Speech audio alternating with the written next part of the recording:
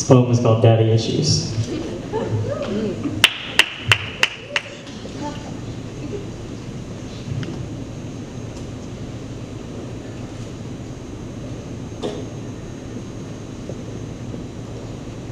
My father, he's a pilot.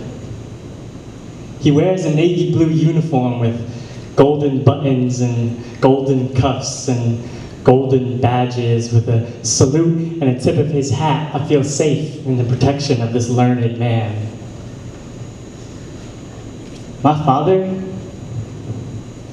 he's never even flown a plane. I just like the thought of it, grown far too accustomed to associating my personal safety with a man in uniform. The only thing I know about my father's past is that he was born in a different world. The Bronze Medal Society of Vietnam, a war that ravaged his people. When I ask him about his childhood, he tells me it was normal.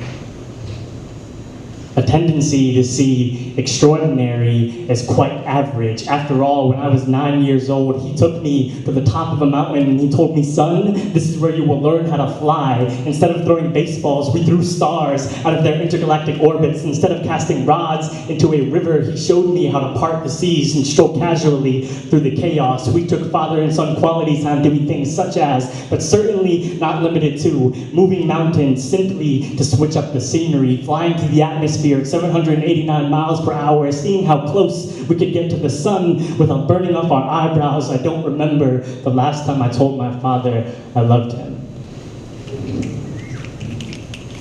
Telling him feels wrong.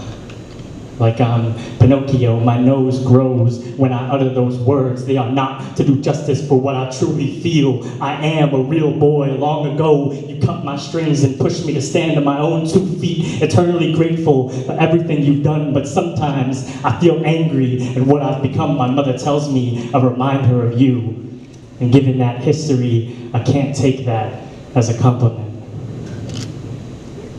I ask myself, why is it so hard to be both a good son and a good citizen? Because last time I checked, going corporate just to make sure you get a Ferrari and a nice retirement home isn't always environmentally friendly. But don't ask me, I'm just a naive 20-something whose arms aren't yet long enough to span this generation gap. But at least I can give you a hug and tell you, Dad, I'm really trying.